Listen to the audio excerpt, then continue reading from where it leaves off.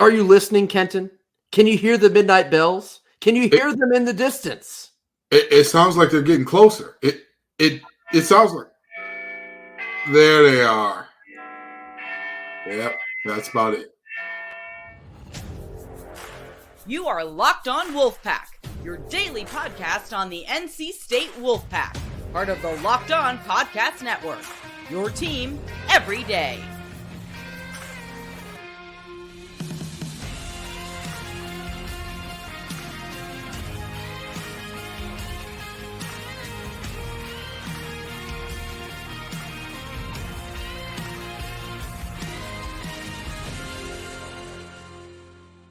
What's up, Wolfpack Nation? It's time to get locked in with Locked On.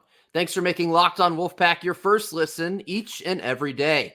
We are free and available wherever you get your podcast and on YouTube, part of the Locked On Podcast Network, your team every day. Today's episode is brought to you by Gametime.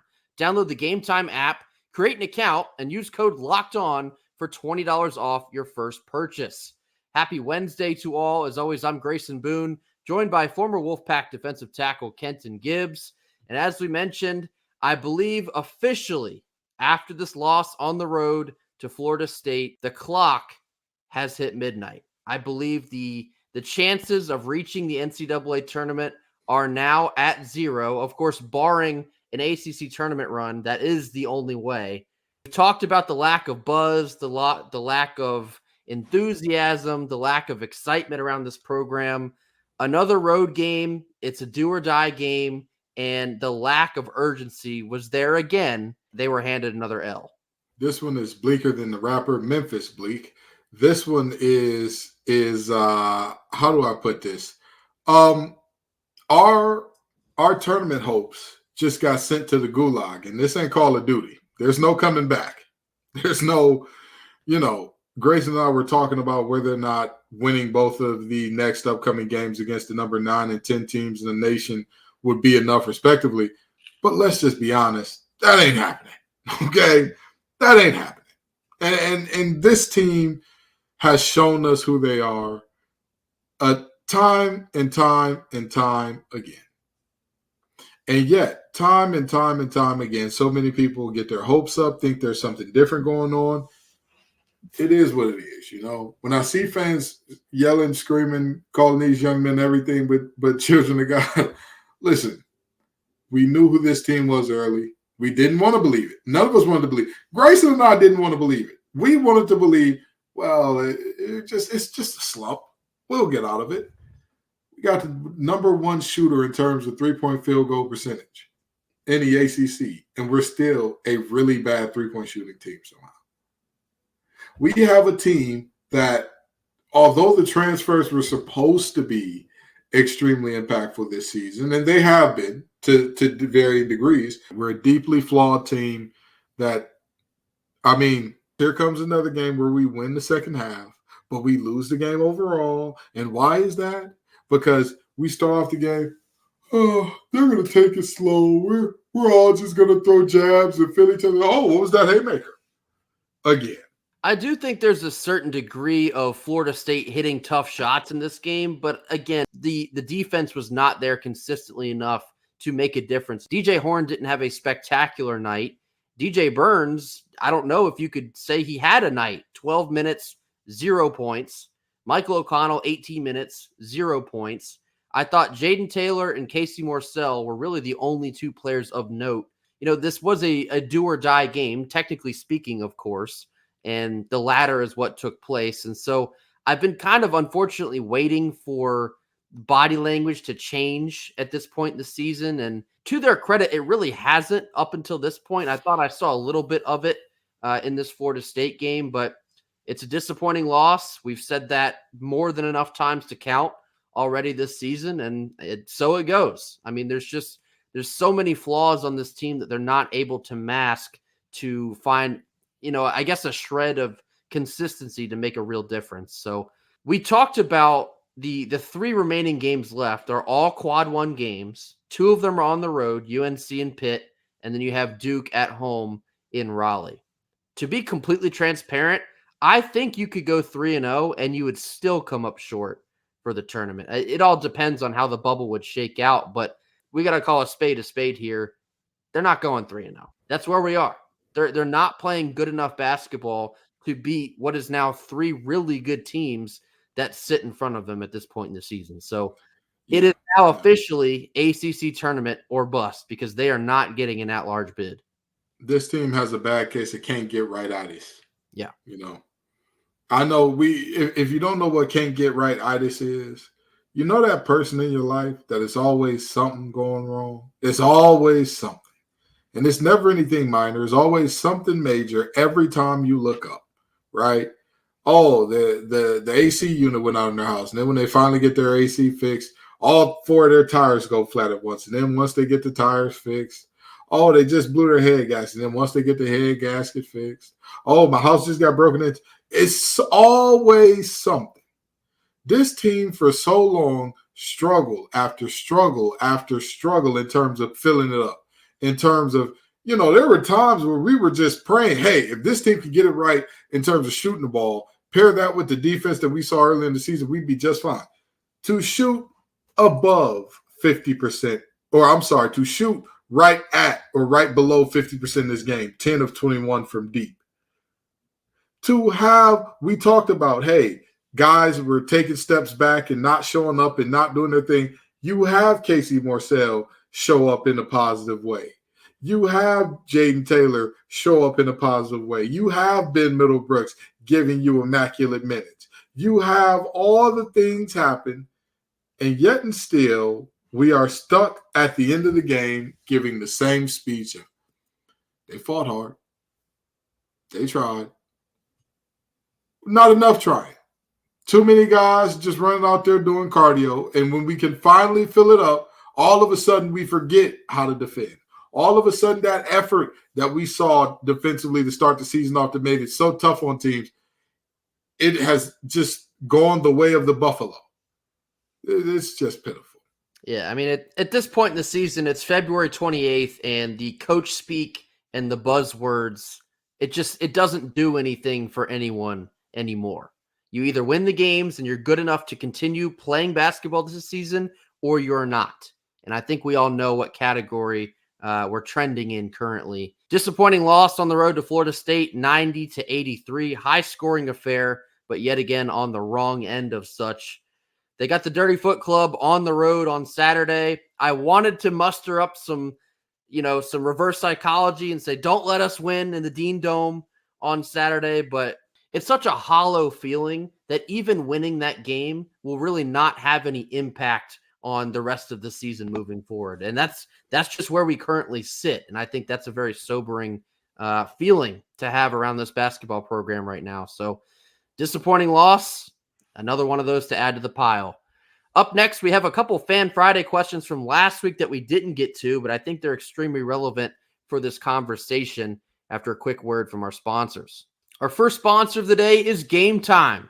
Gametime is the fastest and easiest way to buy tickets for all the sports, music, comedy, and theater events near you. With killer last-minute deals, all-in prices, views from your seat, and their best price guarantee, Gametime takes the guesswork out of buying tickets. You can see the view from your seat before you buy, so you know exactly what to expect upon arrival. Their all-in prices show your total upfront, so you know you're getting a great deal before you even check out, and you can buy tickets in just seconds with only a number of taps. Gametime has deals on tickets right up to the start of the event and even an hour after it starts. It is the place to find last-minute ticket deals. And with Gametime's guarantee, you will always get the best price. If you find tickets in the same section and row for less on another site, Gametime will credit you 110% of the difference. So take the guesswork out of buying tickets with Gametime. Download the Gametime app and use code LOCKEDON for $20 off of your first purchase. That's Locked On, LOCKEDON, for $20 off your first purchase. Download Gametime today. Last minute tickets, lowest price, guaranteed. Middle portion of our Wednesday show. As I just mentioned, I wanted to touch back on a couple Fan Friday questions we didn't quite make it to at the end of last week, but I think they're very relevant to this current conversation around this basketball program and Kevin Keatts at the helm. So Here's the first one from Kevin Kelly. He says, I have nothing against Keats personally, but can anyone name one accomplishment that would justify an 8th season as a head coach? Just one. There isn't one. There isn't really many to stand on. You have 2 trips to the tournament, one of them being last year. And following that trip to the tournament last year, it was a quick exit. Actually, both of his trips to the tournament were a quick exit. So there's not exactly any tournament success that you could stand on either. But as everyone said at the close of last season, you had to make it back to the tournament this year and continue advancing the program, whether that's making it back to the tournament, making it back to the tournament and winning a game, 2 games, so on and so forth. And so one of just many reasons it's so frustrating to watch the team fall short this season is because you weren't able to continue what you thought were potentially stepping stones there. Based on results, because this is what this should be, your tenure should be based on results. Are they good enough to keep him here for an 8th season? I think many of us would say, well, probably not. The way that college basketball, of course, now stands is that it's heavily focused on the transfer portal. We understand that that is the focus here at NC State. We had to bring in, 7 new faces this year. I'm sure it would have to be another at least probably 4 or 5 next year. And I saw a tweet from Alec Lauer that really summarized it pretty much perfectly. There's really no interest in watching Keats completely recreate another team in the portal and then simply hope that maybe that one can get you back to the tournament, because that is what this year was supposed to be, and it didn't happen. Where should confidence come from that it will happen next year? My problem is not only the accomplishments, it's also the metrics and the eye test. Yeah. Those are the biggest things. And Mr. Kelly, I 1,000% agree with you. There isn't an accomplishment, but if we switch gears and look over to football, what does Dorn accomplish? That you would say like, oh, this is a great accomplishment, but then you get into the metrics of, has the floor of the program not been raised? Has the floor of the program been raised under Keats? I'd argue absolutely not, because we have one of our worst seasons in the worst season in NC State basketball history since we start giving everybody scholarships under Keats. The goodwill from making the tournament last year and then following that up, like, people don't realize the excitement around this portal class wasn't just about the portal class. It was about the momentum of, you go to the tournament, we're wondering, damn, how are you going to replace Baby T, Jarkel, all these guys? You got talent on talent on talent. How are you going to replace all of that? And then you see these amazing, what look like the Avengers in the portal coming on to Raleigh. And this is the result. A worse result than we had last year. It's not going to get it done. It's not going to get it done. And another thing that you and I have talked about off air, but we can now bring it on there. This team doesn't even have a reason, excuse, anything to say, hey, this is why this didn't happen. It's just that classic case of can't get right either. We can't say, man, this team would have been great, but DJ Burns, we gave a Manny Bates year where he gets hurt 6 minutes in, and when he was done for the year, we knew, all right, this season's probably going to be a wash, right? We knew that the center position having DeWanne and Gibson, and that's it. We knew that wasn't going to be enough. So that you have a skew. This year we have been eerily healthy, still same results. Time to move on. No dance, no chance. We talked a couple weeks ago about the top 3 things that have gone wrong this season, but the umbrella issue that they all fall under is roster construction for this team, because like I just mentioned, when you have to completely give your roster a makeover year in and year out and bring in 5, 6, 7 guys, you're trying to fit puzzle pieces together, and then you watch them not fit together for the entirety of this season, and this is the result you get. And so that is the $1 million question, or I guess multi-million-dollar question if you are a booster or the AD currently sitting and looking at this situation, is how do you justify knowing that the situation is more or less the same, the offseason will be more or less the same?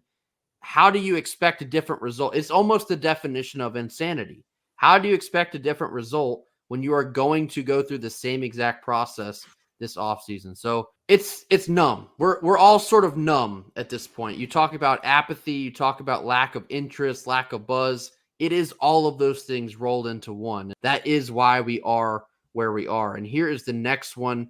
This one comes from Jim Robinson, 1140. He says, NC State's problem is they gear up for UNC. If they win, they have a great season. They split with UNC last year and were completely happy. They never talk about ACC championship or going to the tournament. They need to change that mindset. And I think there is a degree of truth to this. It goes without saying that UNC is the game that we get up for every year. We want to beat them in everything, not just basketball. Seeing that as the main game on the schedule every year, that'll probably never change. It sheds light on the second part of this comment is it seems like we're more focused on that instead of making it to the ACC championship or getting to the tournament. I wouldn't necessarily say that is the case. Certainly splitting with UNC has really been the only thing that's been reasonable. That's the only thing that seemed attainable in the last couple decades because we haven't made it to an ACC championship in a long time or even sniffed the probability of winning one of those things.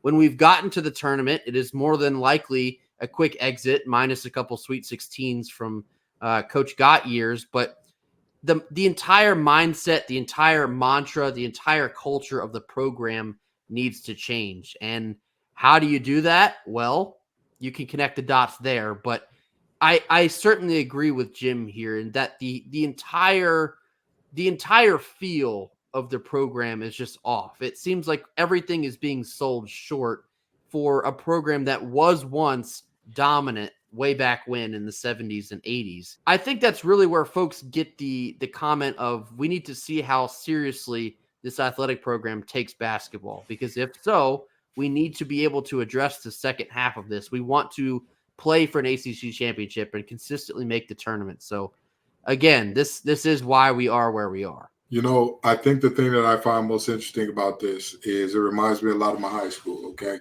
Stay with me here. There's a school called King High School. You know, those bums from East Lafayette were our biggest rival. We hated them like NC State hates UNC, okay? And we were bad for years in terms of like, you know, before my class got there, they were like very mid, put a few players in college here and there, never won anything and all that. And there was a very similar problem. Here's the thing. You can do both. You can walk and chew gum at the same time. You can hate UNC with every ounce of your heart and get up for that game every year, but that doesn't mean to sleepwalk into the others. Because we never lost. Just because we won some rings didn't mean we lost our hatred for those bums in the black and gold. That never went away. We still wanted to dominate them even after we were the preeminent team in the state, after we were one of the top 10 teams in the country in terms of high school football teams, period.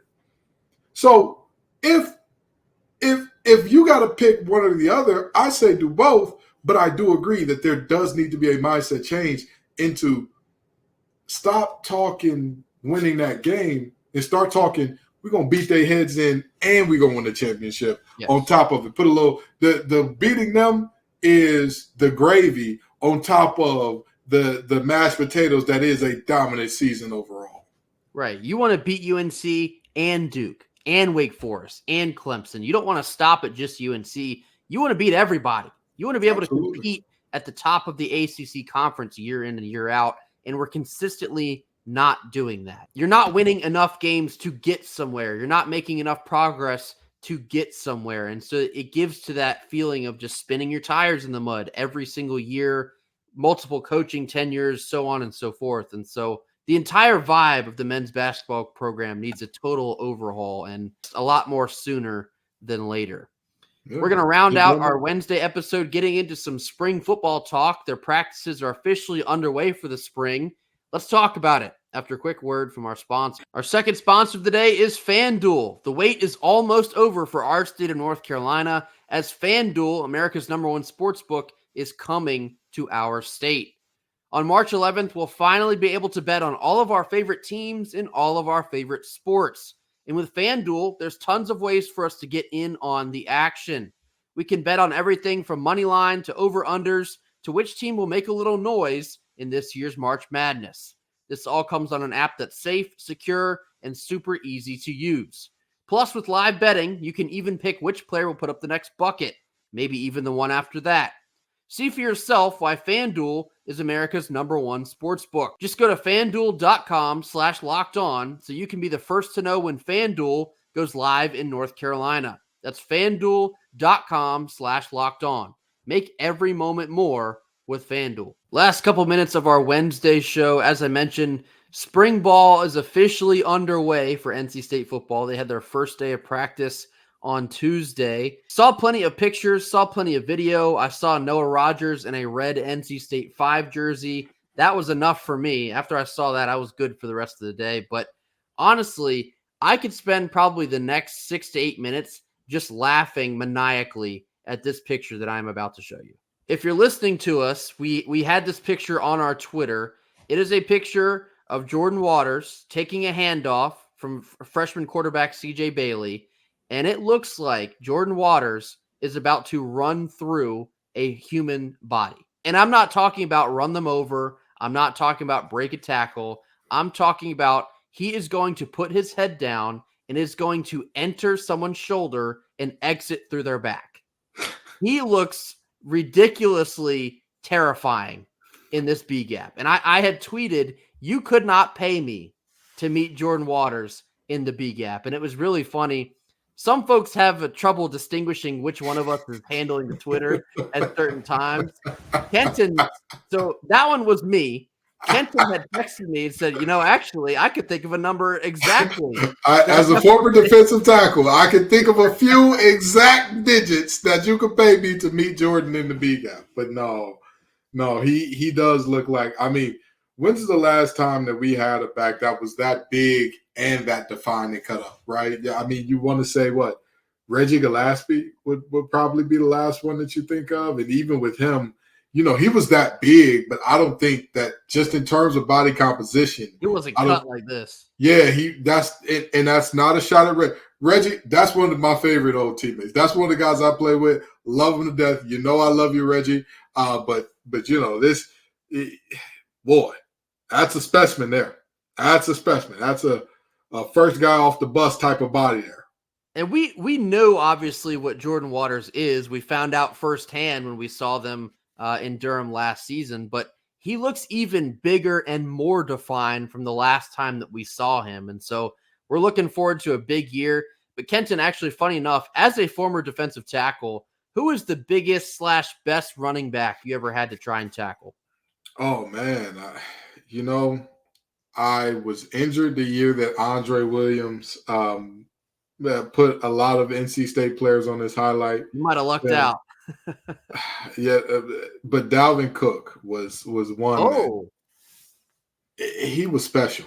He was, and I want to say he was either a true freshman or a sophomore. But we gave Florida State our best shot, but he put the game away on a pitch where we were there. We had bodies. We had numbers. It's not about your X's and your O's. It's your Larrys and your Joe. And that Larry, that was a bad Larry right there. That was a bad Larry right there. And he did his thing. But I probably say that those are the biggest and best backs that I've seen up close and personal with my own two eyes. Guys that I was just like, wow, like this is, he's going to be playing on Sundays and he's going to be doing it for quite some time. I'll certainly take Jordan Waters having a Dalvin Cook-esque season.